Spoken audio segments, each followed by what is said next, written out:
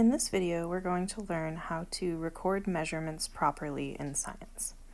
So the thing about taking measurements is that we want to record to the highest level of precision that our instrument allows. So when we communicate a piece of data in science, when we communicate a measured value, we're also communicating something about the instrument that we use to make that measurement by how many digits or how precisely that measurement is recorded. So we'll talk more specifically about how to use different pieces of equipment as we encounter them in the lab. But for today, I just want to talk about general principles of measurement.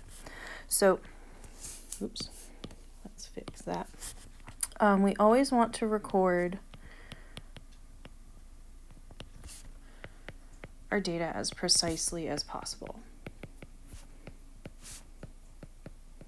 to get the best results when we are doing an experiment.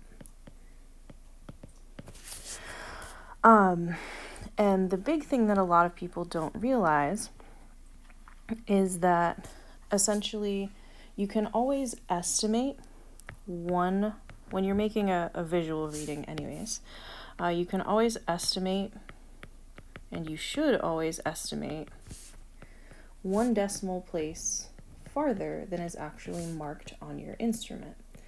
So we'll see a couple examples in a moment.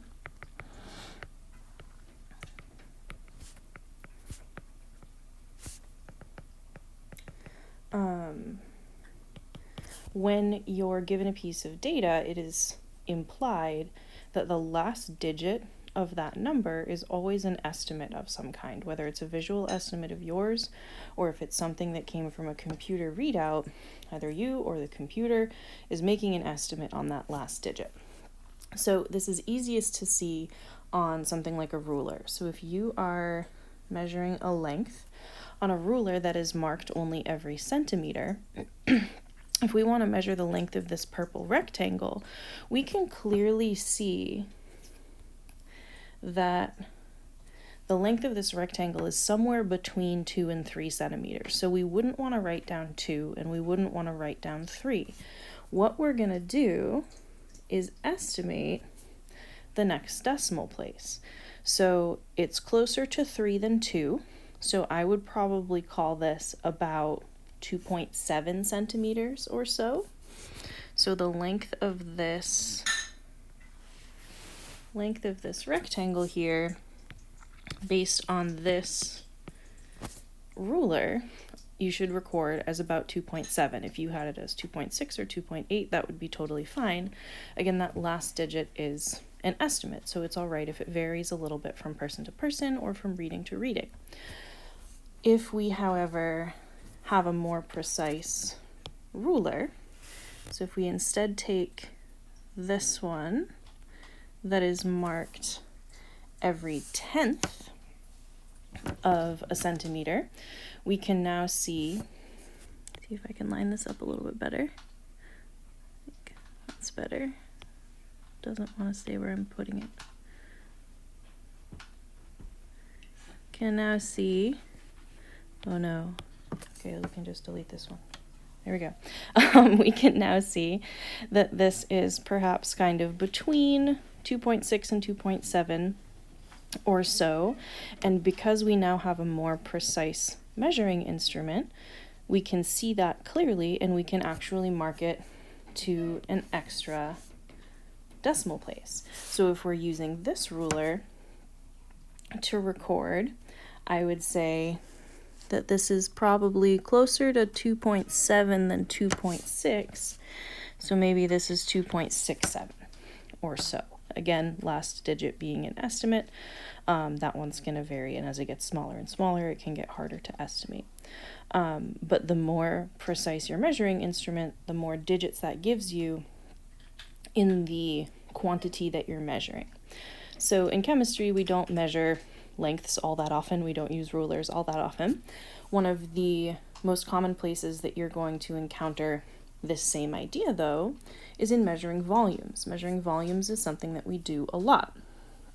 So we most commonly measure volumes in what's known as a graduated cylinder. So this diagram is sort of a section of a graduated cylinder, where we can see these markings would be milliliters. And the surface of the liquid is shown here. So most of the things that we'll be measuring are water-based for the most part. And water does this interesting thing where the surface of the water is actually slightly curved. It's due to the surface tension that creates this curved shape known as the meniscus.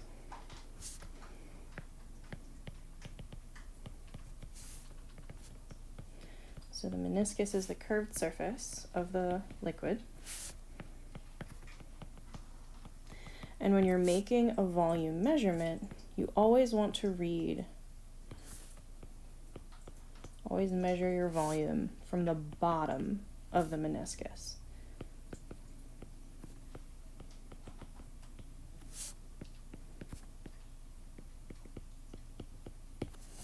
So we're going to want to look to the bottom of our meniscus here and try to figure out the volume in the same way as we did on the ruler. We can always estimate one digit past what is marked on our measuring instrument. So we can see that this instrument, this graduated cylinder, is marked every 1/10 of a milliliter, which means that we can estimate to the hundredths.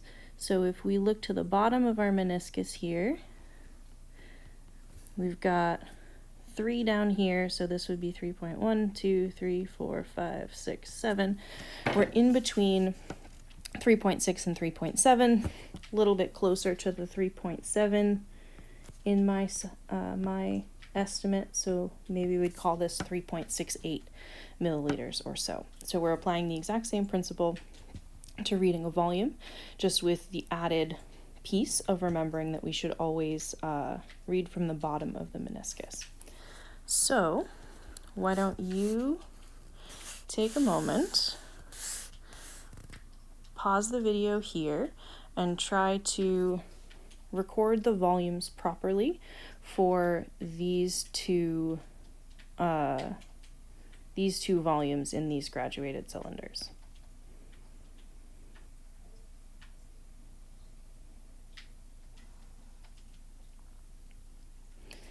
So looking at these, we can see that these graduated cylinders are marked only every milliliter. So that means we're going to be estimating the 10ths position.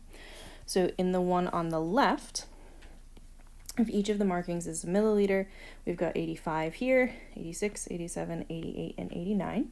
So this is in between 88 and 89. If we read across from the bottom of the meniscus, that looks pretty squarely in the middle between those two to me. So I would call this 88.5 milliliters. And then in the one on the right, the bottom of our meniscus lies pretty much right on the 92 line. So we would want to call this 92.0. And it's important that we include that 0.0 because, again, that's communicating the level of precision of our instrument.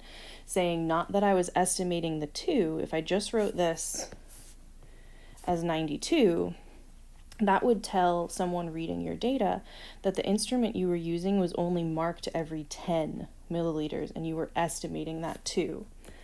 By including the 0.0, you're now telling someone interpreting your data that your measuring instrument was marked every milliliter and you're estimating the 0.0. So it's really important that we include that 0.0 for data communication, even though mathematically it doesn't actually make a difference here.